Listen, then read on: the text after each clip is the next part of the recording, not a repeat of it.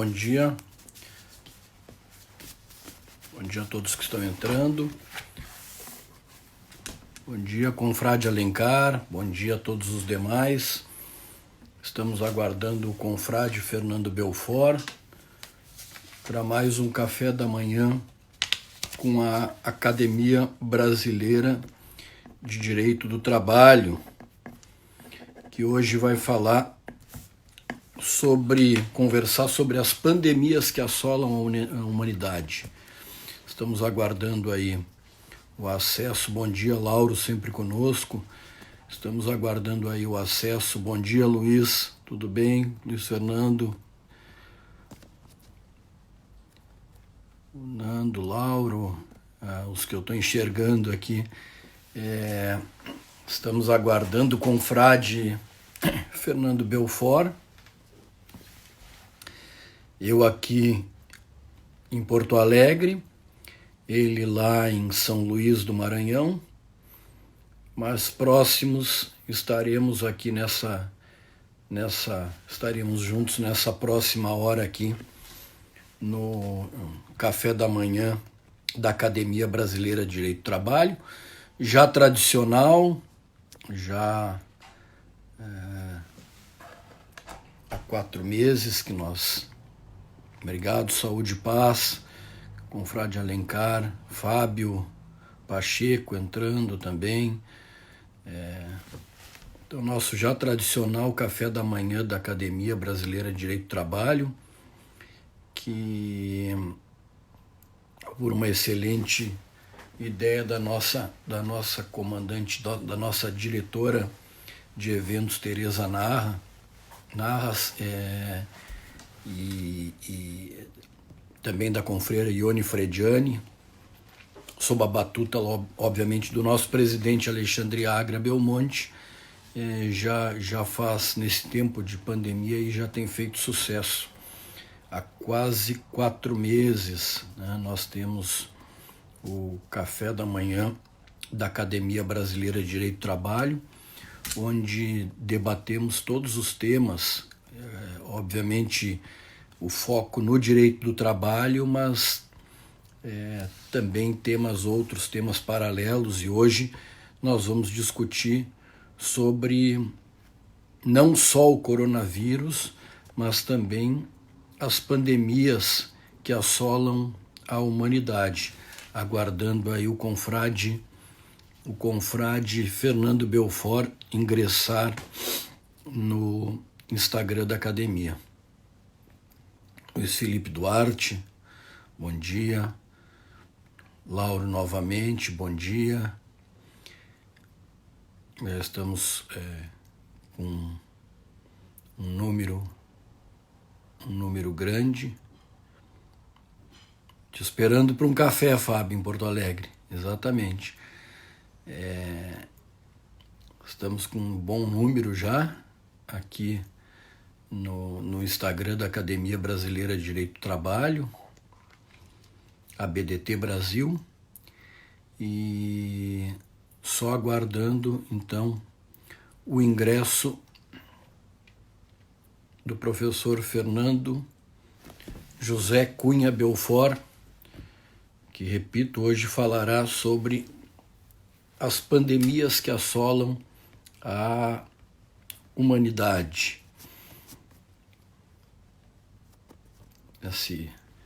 Nesse horário meio madrugada, é interessante ver o pessoal entrando aí para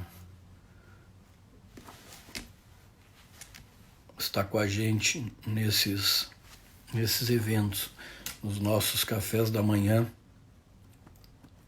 É isso aí, né, Felipe? Janete, bom dia, entrando também. Em seguida entra o nosso confrade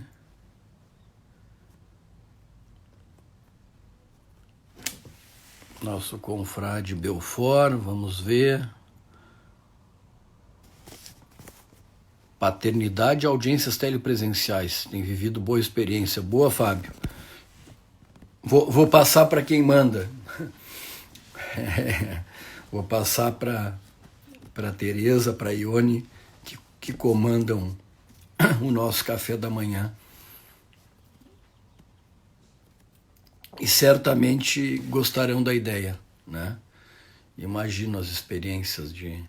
Eu já passei por isso aqui, porque no meu caso as minhas são adolescentes para adultas, então é mais... Tenho passado com uma certa tranquilidade, digamos assim, esse período de pandemia. Vamos ver por que o Fernando Belfort não entrou ainda. Só um momentinho.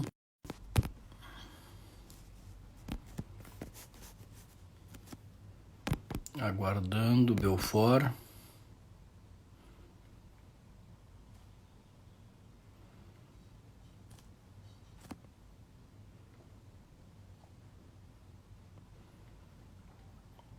Vamos ver.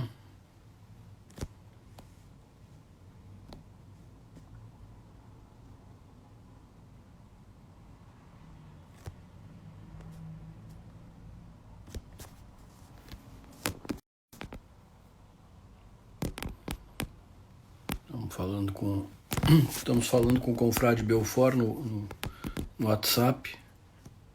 Acredito que já consegue ingressar em seguida no nosso Instagram.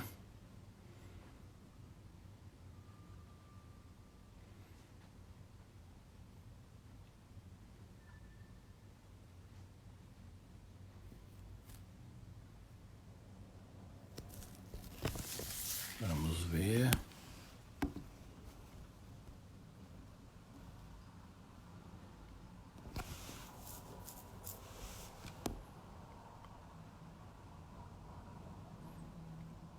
Mais um momentinho. Vamos ver novamente. O confrade Belfort pediu para entrar, não consegui liberar. Deixa eu ver se eu...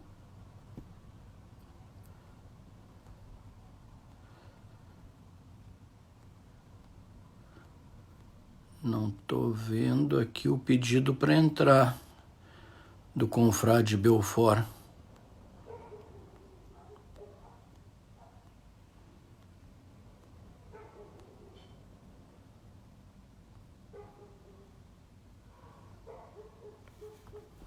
Agora vai entrar o confrade Belfort, aguardando, conectando. Agora sim. Opa, bom dia, Gilberto. Bom dia, tudo bem? Como é que tá? Tudo bem, graças a Deus. A nossa São Luís. Tá, a nossa São Luís hoje do Maranhão. nublado, um pouco nublado. 30 graus. Hoje aqui nem parece inverno. Hoje tem sol na rua e vai fazer quase 30 graus também. Que bom. O calor é muito bom. O calor então, esconde o coronavírus. Verdade, né? Vamos iniciar, então, aqui vários confrades. Agora o André nos cumprimentando. Bom dia, então, André. Eu tenho o prazer de abrir mais um café da manhã da Academia Brasileira de Direito do Trabalho. Hoje, conversando com o nosso confrade, Fernando José Cunha Belfort, desembargador do TRT da 16ª Região, primeiro presidente corregedor já aposentado daquele tribunal, mestre em Direito pela Universidade Federal de Pernambuco, doutor em Direito pela PUC de São Paulo, professor associado 4 da Universidade Federal do Maranhão, atuando principalmente nos temas do direito do trabalho, cálculos trabalhistas, contribuição sindical, sindicatos e direito coletivo do trabalho, direito processual do trabalho. Também advogado, autor de diversos livros, membro da Academia Brasileira de Direito do Trabalho, titular da cadeira 22 e membro da Academia Maranhense de Letras Jurídicas. Hoje vamos conversar sobre as pandemias que assolaram a humanidade. Meu querido confrade Fernando Belfort, para mim é uma alegria, uma satisfação ter sido destacado aqui pelo nosso presidente Alexandre, pelas confreiras organizadoras Tereza e Ione, para te entrevistar. E a gente vai falar, então, sobre as diversas pandemias que assolaram a humanidade. Claro que vamos desembocar no coronavírus, mas a palavra contigo, acho que já falando sobre, inclusive, a etimologia da palavra pandemia, né? Um abraço, Belfort. Bom dia, foi um prazer tê-lo como meu entrevistador. Haja vista a nossa relação de amizade, que é muito grande entre mim e você. Bom, Gilberto, vamos falar sobre pandemia. A pandemia é uma palavra de origem grega, formada pelo prefixo neutro pan, demos, povo. Foi usada pela primeira vez por Platão em seu livro das Leis, com um sentido genérico, referindo-se a qualquer acontecimento capaz de alcançar toda a população. E o seu conceito moderno é de uma epidemia de grandes proporções, que se espalha a vários países em mais de 2 continentes, aproximadamente ao mesmo tempo, como recentemente é o Covid-19. No mesmo sentido, foi também utilizada por Aristóteles. A incorporação definitiva do termo pandemia ao glossário médico firmou-se a partir do século XVIII, encontrando-se o seu registro em francês no Dicionnaire Universal Français Latin, de Trevaux. Em português, foi o vocabulário dicionarizado como termo médico por Domingos Vieira, em 1873. Essa seria a etimologia da palavra pandemia. Nossa comandante Tereza entrando aí. Bom dia, Tereza. Bom dia, Tereza. Essa é a etimologia, então, da palavra pandemia. E se fala muito na distinção, Fernando, entre pandemia e endemia. Qual seria essa distinção entre as duas? Os termos epidemia e endemia são dos mais antigos na medicina, e sua distinção não pode ser feita com base apenas na maior ou menor incidência de determinadas enfermidades em uma população. Se, para a epidemia, a principal característica se constitui no elevado número de casos novos e sua rápida difusão, para a endemia, que vem do grego clássico e significa originário de um país referente a um país, não basta somente o critério quantitativo. O que define o caráter endêmico de uma doença é o fato de ser a mesma peculiar a um povo, país ou região. Segundo um especialista de doenças infecciosas da Escola de Higiene e Medicina Tropical de Londres, Rosalind Ego, uma infecção endêmica está presente em uma área permanentemente, o tempo todo, durante anos, como a varicela e a malária. A epidemia é o aumento dos casos seguidos por um pico e depois diminuição. E a pandemia é a epidemia que ocorre ao redor do mundo, aproximadamente ao mesmo tempo. Pois no campo hipocrático, há 7 livros com o título de Epidemias, e Galeno usou a endemia com o mesmo significado atual. Ah, bem. O confrade Douglas conosco aí entrando também. Nós estamos passando por um período aí, nesse início de século XXI, aliás, já fechando o primeiro quinto de século XXI, de um ano 2020, né, 2020, que nós nunca mais vamos esquecer, não por ter sido bom, infelizmente, mas vamos um pouquinho para trás, Fernando. Quais foram as principais epidemias que ocorreram no mundo aí nesses tempos na história? As epidemias que aconteceram e foram registradas ao longo da história causaram um momento de grande tensão e foram catalisadores de transformação em alguns casos. São acontecimentos que colocaram a sociedade inteira sob ameaça e, por isso, são objetos dos historiadores. Vamos conhecer alguma delas. A peste de Atenas, 430 a 427 a.C. A partir do verão de 430 a.C., a cidade de Atenas, uma das grandes da civilização grega, foi atingida por um surto epidêmico. A epidemia foi registrada pelo grego Tucídides, historiador que também relatou a Guerra de Peloponeso. A doença teve um grande surto entre 430 e 429 a.C. Enfraqueceu-se durante 428 e ganhou força novamente a partir de 427. Os relatos deixados por Tucídides falam que a doença iniciou-se na zona portuária de Atenas e espalhou-se pelo resto da cidade. Os casos começaram a aparecer bem no início da Guerra de Peloponeso e tiveram um efeito fulminante nas tropas atenienses.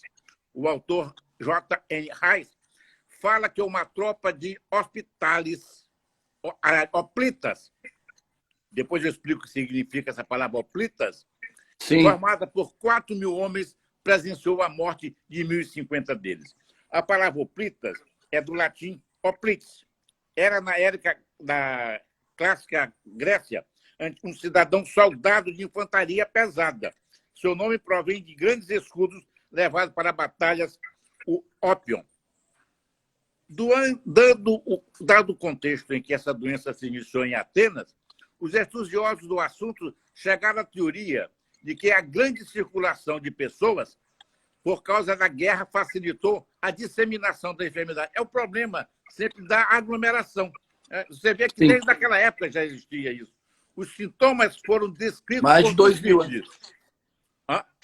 Mais de 2.000 anos. Exato, mais de 2.000 anos. Em geral, o indivíduo no gozo de perfeita saúde via-se subitamente preso dos seguintes sintomas. Olha a sintomatologia. Sentia, em primeiro lugar, violenta dor de cabeça. Os olhos ficavam vermelhos e inflamados. A língua e a faringe assumiam o aspecto sanguinolento. A respiração tornava-se irregular e o hálito fétido. Seguiam-se espirros e rouquidão. Pouco depois, a dor se localizava no peito, acompanhada de tosse violenta. Quando atingia o estômago, provocava náuseas e vômitos com regurgitação de bile. Quase todos os doentes eram acometidos por crise de soluços e convulsões de intensidade variável de um caso a outro. A pele não se mostrava muito quente, ao tato nem também lívida, mas avermelhada e cheia de erupções com formato de pequenas ampolas, pústulas e feridas. Acredita-se que a doença nunca tenha atingido a cidade de Atenas, haja vista a violência pela qual acometeu a população local. Existem alguns estudiosos que afirmam que a enfermidade teve grande impacto nas mulheres grávidas. Os relatos de Tucídides deixam entender que o desespero da população criou um quadro de desrespeito às leis e, à medida que as preces religiosas não eram atendidas, a religião também começou a ser alvo desse desrespeito. Você vê que essa falta de respeito não é de hoje, isso vem de longa data. De longa data. Costume, é a falta de civilização, de civilidade. Apesar de ter sido conhecido como a peste de Atenas, e o nome sugerir que se tratou de um surto de peste bubônica, os estudiosos sugerem que a doença que atingiu a cidade grega não foi essa. Um estudo conduzido no começo do século XXI, com base em ossadas de uma vala comum encontrada, chegou à conclusão da ocorrência de febre tifoide, mas existem outros estudos que apontou tifo. Existem ainda teorias que surgem doenças como varíola e sarampo, e que até 35% da população ateniense possa ter morrido. Acredita-se também que doenças possam ter se disseminado para outros locais a partir de Atenas. Você vê que a coisa vem há muitos anos. Hoje começou em Wuhan e disseminou pelo mundo. Lá começou em Atenas, disseminou para o mundo. Outras pestes aconteceram na antiguidade, como a peste de Siracusa, em 395 a.C., e a peste antonina, que atingiu Roma em 166 depois de Cristo. Para o Egito, perto do Egito, a febre em 430 a.C., a febre tifoide matou 1/4 das tropas atenienses e 1/4 da população da cidade durante a Guerra de Peloponeso. Essa doença fatal debilitou o domínio de Atenas, mas a virulência completa da doença previu sua expansão para outras regiões.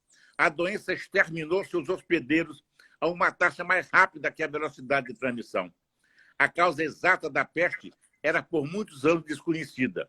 Em janeiro de 2006, investigadores da Universidade de Atenas analisaram dentes recuperados de uma sepultura coletiva debaixo da cidade e confirmaram a presença de bactérias responsáveis pela febre tifoide.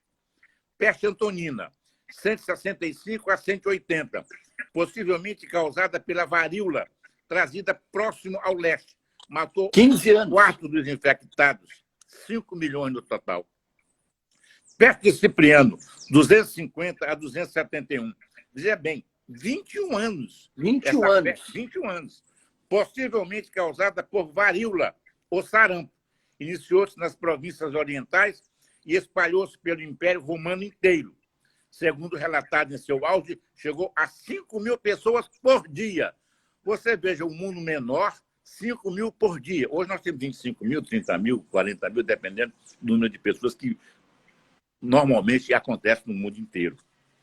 Peste Justiniano, 541 depois de Cristo.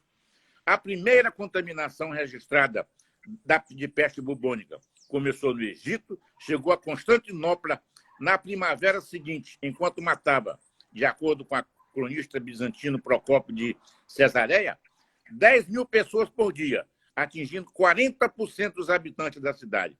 Foi eliminada até um quarto da população do Oriente Médio.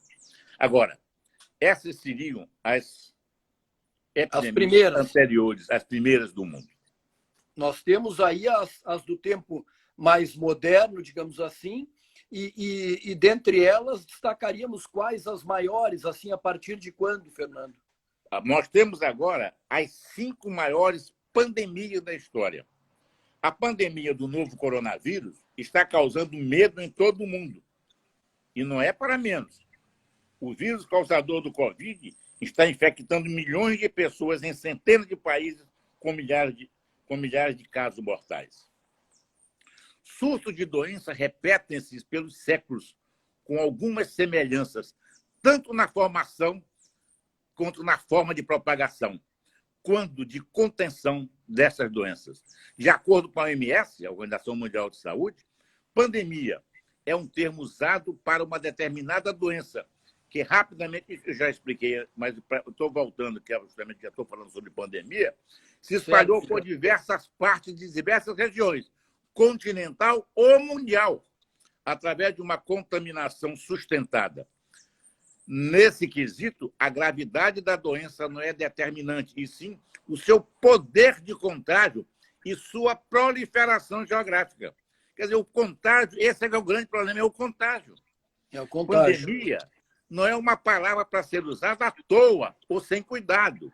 É uma palavra que, se usada incorretamente, pode causar um medo irracional ou uma noção injustificada de que a luta terminou, o que leva a sofrimento e mortes desnecessárias, afirmou Tedros Adhanom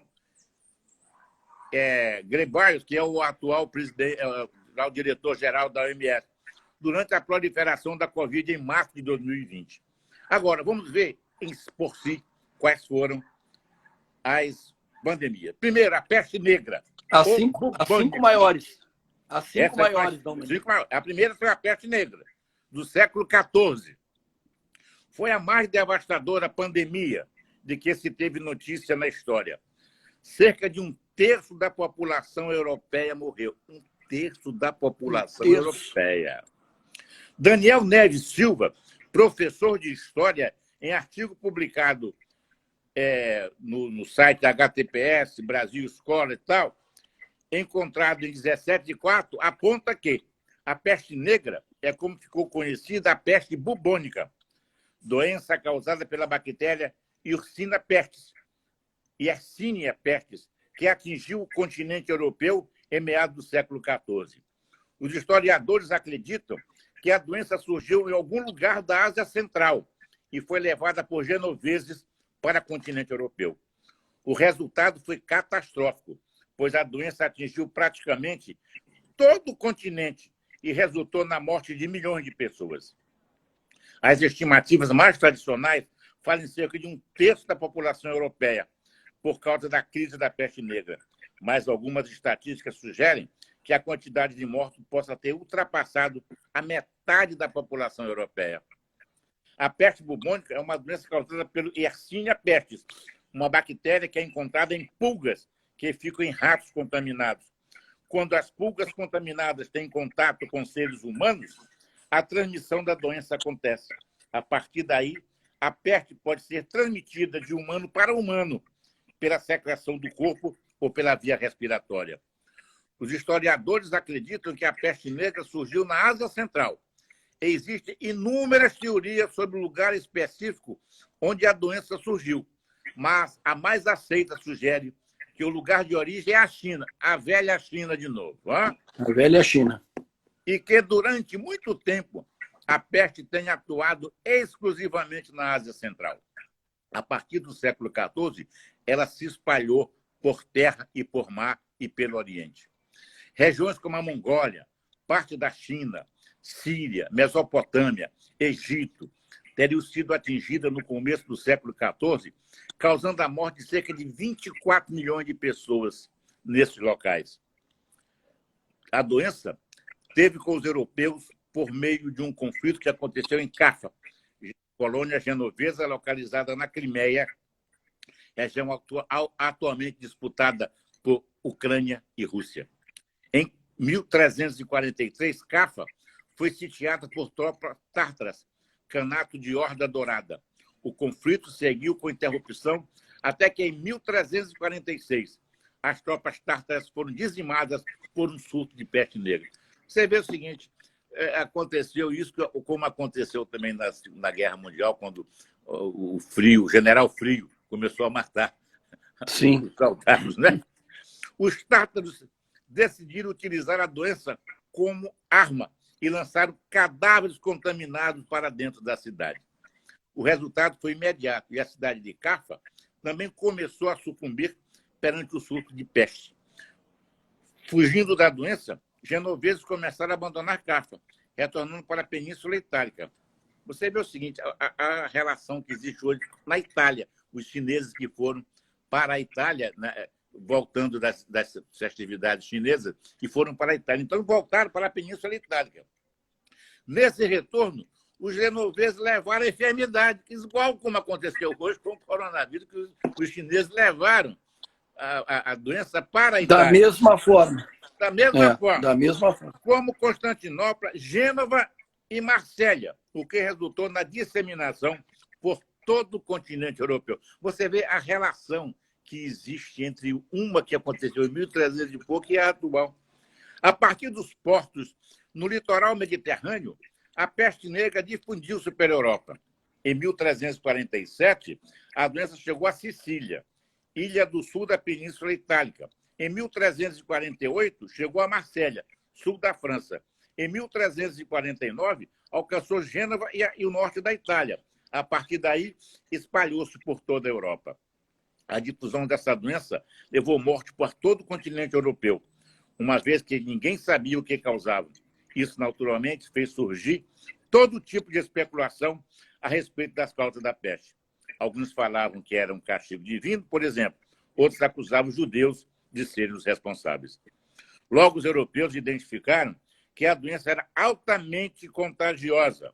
Uma das formas de contágio é a respiratória. Assim, uma pessoa infectada pode facilmente transmitir por via respiratória ou por suas roupas, por exemplo, a doença para outros. A peste negra atuava de maneira fulminante e a pessoa que a contraía falecia em questão de dias. Você vê outra relação. A peste transmitida pela via respiratória é conhecida como peste pneumônica, segundo o historiador Hilário Franco Júnior. A pessoa doente falecia em até 3 dias depois de contraí-la. Já o historiador Jacques Legoff... Imagina a rapidez. Fala que muitas Imagina das a pessoas... rapidez, né? Hã? A rapidez, imagina a rapidez. Não havia antibiótico, não havia remédio, não havia nada. Não havia nada. Você vê, quando eu for falar aqui no Brasil da gripe espanhola, você vai ver que era uma mortandade enorme, né? Já o historiador Jacques Legoff fala que muitas das pessoas que demonstravam os sintomas da peste faleceu dentro de 24 horas após manifestar os primeiros sinais. De conformidade com o relatado por Jorge Rezende, professor emérito da Faculdade de Medicina da Universidade Federal de Goiás, membro da Sociedade Brasileira da História da Medicina, ele que nos traz esse relato. No início de 1330, o primeiro foco da peste bubônica aconteceu na China. A peste afeta principalmente roedores, mas suas pulgas podem transmitir a doença para as pessoas. Uma vez infectada, o contágio a outras pessoas ocorre de maneira extremamente rápida. Esse é um panorama sobre essa peste, sobre a peste bubônica. Agora, a peste bubônica ou peste negra? Ou peste negra. Agora, só para fazer um registro, vários amigos, confrades e aqueles que estão sempre assistindo, estão aí fazendo comentários, dizendo que é grande aula de história, parabenizando Fernando pela exposição aí. Muito obrigado. Eu agradeço a todos pela audiência. Agora, veja bem o que aconteceu de fato imediato. De 1348 a 1350, a doença desceu para a Europa, trazida da região do Mar Negro, por comerciantes genoveses, eliminando de 20% a 35% da população. Muitas aldeias desapareceram provisória ou definitivamente. Cidades tiveram sua população dizimada, como Toulouse, na França, de 3.000 habitantes em 1348.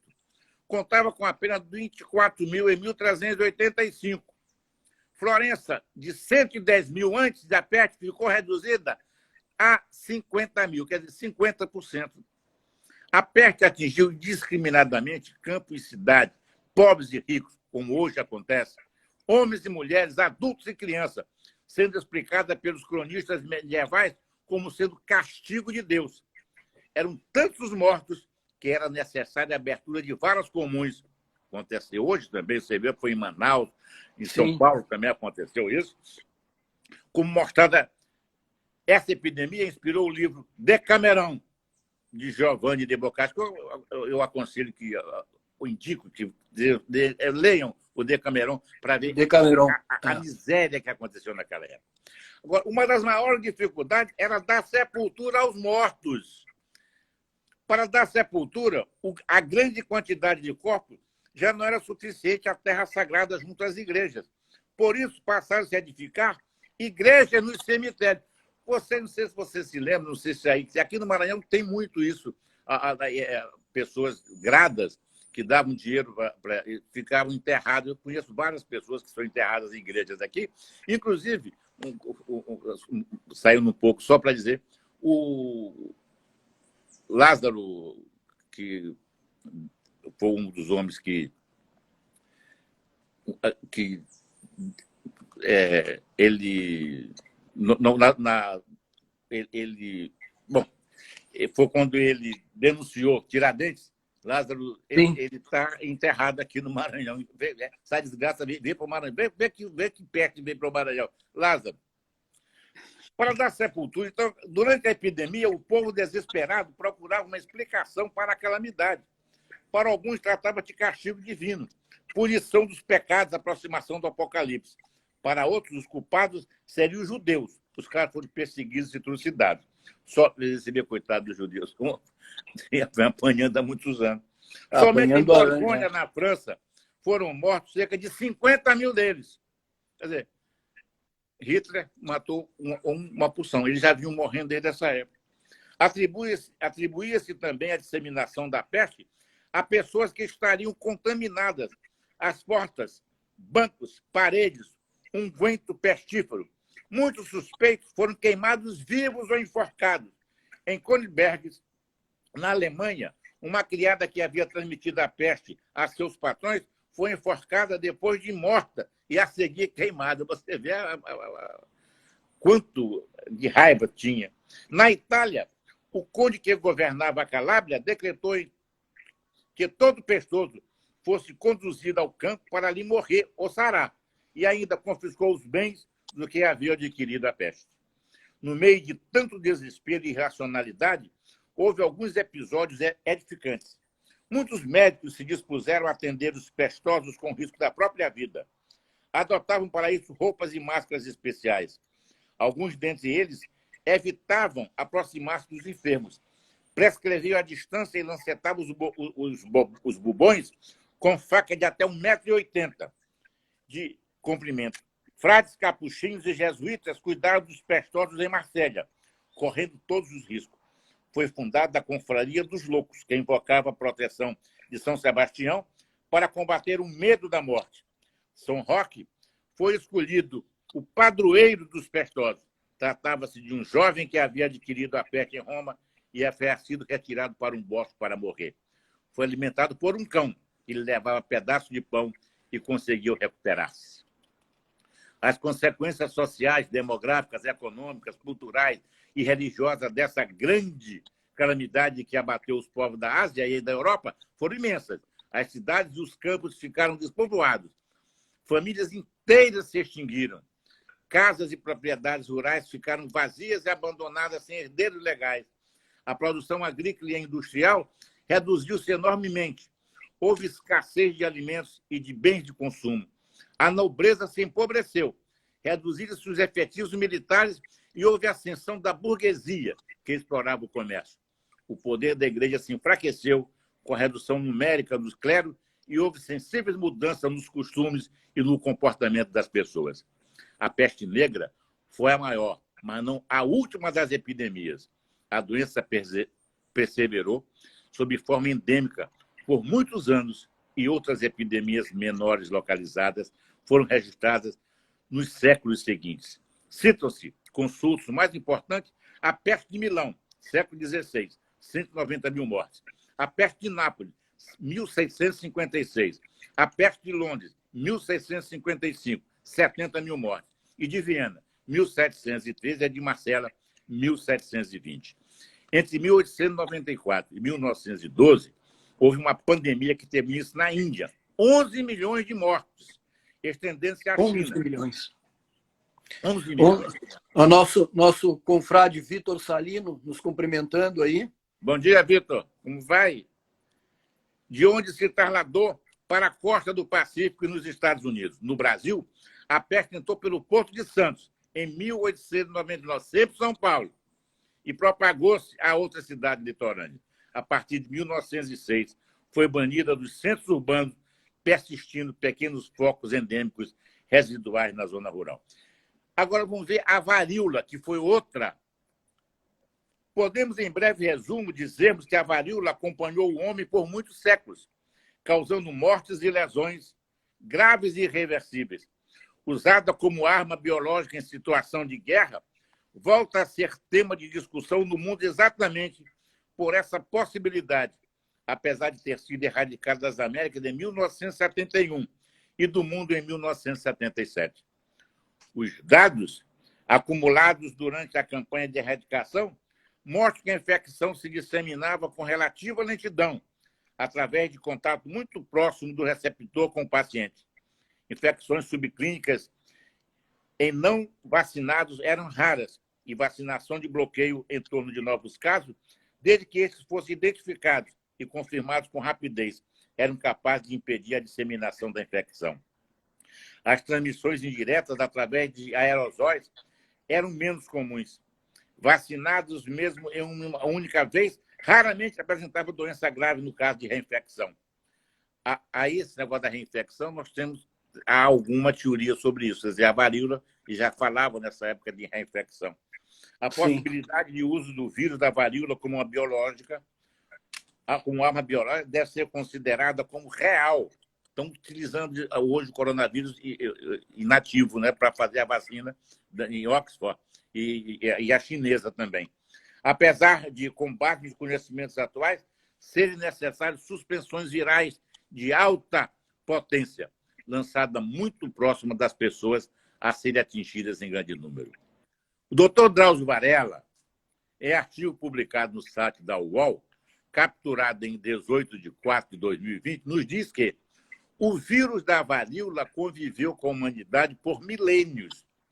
Teria surgido nos primeiros agrupamentos agrícolas no nordeste da África há 10 mil anos. A múmia de Ramsés V, morto em 1156 a.C., trazia na pele as cicatrizes das lesões características da varíola. Há evidências de que a doença estava presente na China nesse tempo. Introduzido na Europa no tempo dos romanos, o vírus provocou epidemias que coincidiram com os primeiros estágios da decadência do Império. O que se disseminou na época de Antonino teria provocado milhões de mortes. Altamente transmissível, a varíola ficou limitada à Eurásia até o século XV, com taxa de mortalidade que chegava a 90%. Imagina. 90%. Você vê a quantidade, quantos morreram. Que loucura. As cruzadas levaram o vírus ao Oriente Médio e a descoberta dos navegadores das Américas ao Caribe e à África através do tráfico de escravos. Desde sempre, a varíola foi causa de epidemias mortíferas. Teoria surgida na Índia, sendo descrita na Ásia e na África, desde antes da era cristã, tendo sido responsável mais provável da epidemia misteriosa catastrófica ocorrida em Atenas, segundo Tucídides, como já tinha dito. Matou um terço da população no ano 430 a.C., dando início ao declínio dessa civilização democrática. A doença era anteriormente desconhecida. Hipócrates não descreve nada parecido. Será que Hipócrates é o pai da medicina? E desapareceu novamente a seguir. A epidemia teria surgido de novo nos séculos II e III, matando grande proporção da população totalmente não imune do Império Romano, como mais tarde faria na América. Segundo alguns historiadores, história do MacNeil, entre outros, teria sido a queda da população de Roma e do seu império devido às doenças antes desconhecidas, como varíola, sarampo, varicela. A varicela é a catapora, que diminuíram a população do império do ponto de leis serem decretadas, determinando a hereditariedade das profissões, postos oficiais e redução da servidão dos agricultores antilírios. O problema das servidões. Isso, sim. Nós já vimos isso. Dando origem ao feudalismo. Abraço ao Aguiar, está nos mandando um abraço aqui. Bom dia, Aguiar. Antônio Carlos Aguiar, meu amigo, meu colega de doutorado lá em São Paulo. Nessa situação de debilidade, os povos germanos e outros teriam encontrado a oportunidade de se estabelecer nas terras quase vazias devido à epidemia do Império, no início com a aquiescência dos oficiais romanos desesperados com a queda dos rendimentos fiscais, ao dinheiro. Só depois dessa época teria sido a varíola frequente na Europa e, naturalmente, atingindo as crianças não imunes, ao contrário das epidemias raras que matam os adultos. Essa história de dizer que não pega... Mas aqui em São Luís, inclusive, eu já conheci crianças que pegaram o coronavírus. Pega, sim. Pode ser mais raro, mas pega. Só depois dessa época teria sido varíola frequente na Europa. A infecção das crianças com a morte de suscetíveis, mas imunidade para sobreviventes, causa menos dano para uma civilização que a de adultos já ensinada, onde se explica os graves problemas criados em Roma pela morte de adultos que não tinham encontrado a doença nas suas infâncias. Os vestígios do vírus variológico foram encontrados em 2016, em uma múmia infantil enterrada em uma cripta de uma igreja na Lituânia, que data de cerca de 1654. Na China, o panorama teria sido semelhante. Você repara que vai e volta da China vindo no meio. A China vem sempre no meio. É verdade. A China vem sempre no meio. Isso é que eu queria chamar a atenção para ver que a China está sempre no meio. Não sei se vão buscar, eu não sei se é castigo divino que contra os chineses, mas o certo é que a China vem sempre no meio. E agora a China está, inclusive, fazendo coisas absurdas, que eu não se tem prova, mas se fala muito. E é muita gente, muito grande, né? Muito grande e muita gente. É 1 bilhão e 400 milhões, né? Lá. Na China, o panorama teria sido semelhante, e também era período da dinastia Han. Acredita, olha, Han, olha aí. Acredita-se que essa doença tenha sido importada da Índia, onde é adorada desde os tempos memoriais a deusa da varíola, Citala. Você vê que indiano está adorando até doença. Para as duas grandes civilizações dos extremos da Eurásia. E não será talvez coincidência que foi precisamente no século I e século II que as rotas comerciais para a Índia e a rota Seda para a China foram estabelecidas pela primeira vez, ligando 3 regiões com grandes débitos de mercadorias comerciantes. A varíola foi uma das principais responsáveis pela dizimação da população nativa na América, após a importação da Europa com Colombo. No Brasil, foi primeiramente reverenciada em 1563 na ilha de Itaparica, aí, baiano, causando grande número de casos e óbitos, principalmente entre indígenas, juntamente com sarampo, varicela e outras doenças. Matou muitos ameríndios, derrotando e destruindo as civilizações asteca e inca. Acredita-se que a varíola tenha sido introduzida propositadamente na população nativa pelo exército de Hernán Cortés e Francisco Pizarro para derrotar as civilizações nativas na América pré-colombiana. No caso do Império Inca, a disseminação da varíola tinha se espalhado com extrema rapidez, ocasionando a morte de Inca, imperador, e dos seus sucessores imediatos, antes mesmo dos espanhóis chegarem aos Andes. A morte do Inca e seus sucessores levou o Império à guerra civil, permitindo aos espanhóis conquistá-los em seguida. Na Inglaterra do século XVIII, a varíola era responsável por cerca de 10% dos falecimentos. E mais de um terço deste eram em crianças. Outros lugares do velho continente e também do Reino Unido, que teve uma taxa de mortalidade com varíola como causa de morte, é a vila de Fula, localizada em Shetland, uma ilha ao norte da Escócia, onde em 1700, pelo menos mais de 90% da população de Fula foi dizimada e atualmente só restam 30 habitantes. E, diferentemente de outras localidades do planeta, a ilha de Fula ficou com a população estável desde 1700. E, ao contrário dos seres humanos, os pôneis de Fula conseguiram se reproduzir normalmente e manter a população de pôneis viva. Com isso, a varíola fez com que Fula se tornasse local do planeta com maior quantidade de pôneis por habitantes. No início do século XVIII, práticas de injetar o vírus em crianças com vírus vivos da doença que eram comuns na China e no Oriente Médio foram importadas para a Europa Ocidental, começando pelo Reino Unido.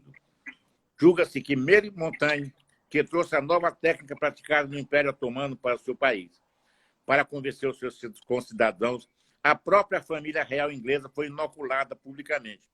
Era recolhido pus de pústulas e com algodão e com uma seringa, a secreção era injetada em outra pessoa. A mortalidade da doença acabou caindo para 1%, que as crianças que estavam com o seu sistema imunológico em formação, reduzindo a possibilidade de 40% de infecção da doença. Querem fazer isso com o coronavírus, tirar o plasma das pessoas que já estão infectadas para colocar nas outras pessoas. O pessoal continua aqui cumprimentando pela verdadeira aula, todos adorando aí a tua exposição. Muito obrigado. Só que o Instagram é fatal, né? O relógio já está me avisando que temos 5 minutos só.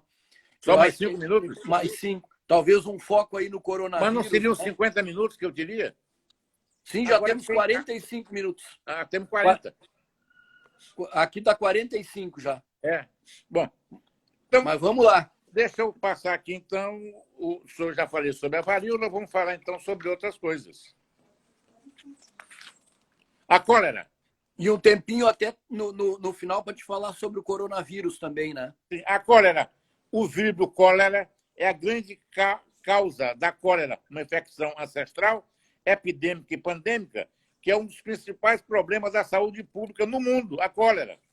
A humanidade já passou por pelo menos 6 pandemias de cólera e atualmente vive no contexto da 7ª pandemia. Vamos ver aqui para frente, deixa eu ver se eu consigo. Eu pensei que eu tivesse 1 hora e aqui eu justamente pus para 1 hora. Não, é 50. E o pior é o seguinte, ele não avisa nada. Daqui a pouco A ele cólera avisa, no começa Brasil, 2 minutos e cai. no Brasil, a primeira cidade atingida pela cólera foi Belém. Ó, Jargenô, Belém do Pará. em 1855. Bom dia, Um dos Ricardo. primeiros 2 casos foram diagnosticados por um jovem médico formado pela Faculdade da Bahia. Na Junta Central de Higiene Pública, recriada em 1850, reação em entrada febre amarela no país. Nesse contexto, não seria difícil prever que, entre as ações de controle sanitário propostas por uma comissão médica especialmente criada pelo governo do Pará, não constava a quarentena da tripulação do navio português apartado em Belém, da qual se sabia ter sofrido um surto mortal de cólera durante a viagem. O Rio de Janeiro foi, depois de Belém e Salvador, o foco mais importante da importação da cólera morbo. A cólera morbo elegeu Porto Alegre, aí, Gilberto, como ponto extremo de devastação ao sul em novembro de 1855. A devastação e o terror causado pela cólera junto à população brasileira, mais precisamente nas cidades litorâneas, São Luís incluída, onde o mal se abateu, foram responsáveis pela atuação mais destacada, mas nem sempre através de métodos adequados de junta central e província de higiene. Bom, eu vou só citar Tem aqui... várias pessoas pedindo a segunda parte, nós vamos ter que agendar outro, Fernando. Ah, pois não. Outra aula dessa. Agora, vou falar aí um pouco sobre a gripe espanhola. Foi uma grande epidemia que aconteceu entre 1918 e 1919, com a morte de 50 milhões de mortos. Não se sabe o local da origem dela, mas sabe que se iniciou de uma mutação do vírus influenza. Olha o vírus influenza aí. Olha aí. 50 Os primeiros milhões casos de foram registrados nos Estados Unidos, embora seja... Por que espanhola? Porque eles estavam, nessa época, eles estavam na Espanha. Por isso é que se chama gripe espanhola. Difusão da doença, a primeira onda foi em março de 18, a segunda iniciada em agosto de 1918 e a terceira onda em janeiro de 1919. A transmissão por trás da pandemia é um velho conhecido nosso, o influenza H1N1. Ele é que trazia a difusão da doença espanhola. A crise espanhola no Brasil chegou um fato curioso, é que, porque estavam morrendo os coveiros, então eles pegavam qualquer pessoa para poder fazer o enterro da pessoa. Pegavam na rua, a polícia levava para a pessoa. Bom, por fim, nós tivemos agora o coronavírus, que a imensa polêmica que surge é como, com efeito, entre os cientistas, como surgiu e se a mutação, se ele se transmite ou não transmite. É uma afirmação que não se pode ter a todos, ninguém tem certeza, mas como meu tempo já está acabando, como vocês estão acabando, eu apenas posso dizer o seguinte, que, infelizmente, ontem, o Congresso Nacional não pautou a medida provisória 927. Ficamos com a 946, que é saque temporário de FGTS, medidas relativas ao Covid, os casos de contaminação, não serão consideradas como problema, não serão consideradas problemas ocupacionais, o que eu acho errado. Vamos ver, primeiramente, se a pessoa não pegou o coronavírus, porque a empresa não tomou as providências necessárias. Conclusões. Vimos das definições de cada um dos termos que mostram uma condição de pandemia ou endemia, estabelecendo-se quais seriam os possíveis níveis habituais. Trouxemos ao conhecimento as principais epidemias que aconteceram ou foram registradas ao longo da história, que causaram um momento de grande tensão e foram catalisadores de transformações em alguns casos. Apontamos as 5 maiores epidemias da história, vimos as principais mudanças causadas pelas medidas provisórias 927 e 936, que flexibilizaram as relações trabalhistas durante o período da pandemia. Por fim, vimos a medida provisória 946 do dia 8 de abril, que tem como objetivo minimizar o impacto da pandemia de coronavírus, Covid na economia. Ela autoriza temporariamente o saque do Fundo de Garantia por Tempo de Serviço. A forma encontrada pelo governo para permitir os novos saques foi extinguir o fundo do PIX e o PASEP, transferindo o seu patrimônio para o FGTS. Muito obrigado. Espetacular, Fernando. Muito espetacular. Obrigado. Parabéns. E agora ele nos avisa, 1 minuto vai encerrar. Peço uma despedida, nosso café da manhã, falando das pandemias, com o nosso confrade, amigo, parceiro, Fernando Belfort, para fazer uma despedida, Fernando. Bom, eu quero me despedir pedindo a Deus que o mais breve possível consiga acabar com essa pandemia, para que nós possamos voltar à nossa vida normal. Não tem negócio de novo normal. Eu quero voltar ao normal mesmo que era. Esse negócio de novo normal, isso aí é bobagem que estão dizendo. Eu quero o normal mesmo. E não um negócio de novo normal. Novo normal é invenção de algum idiota. Mas quero voltar à minha vida normal. Minha vida de passeio, minha vida de saída, minha vida de poder e abraçar os amigos. Que nem isso nós estamos impedidos de abraçar e de nos confraternizar. Um bom dia e até a próxima vez. Se Deus quiser, logo vamos nos abraçar. Um abraço, Fernando, e a todos que estão nos assistindo. Obrigado. Muito obrigado a todos que me assistiram também.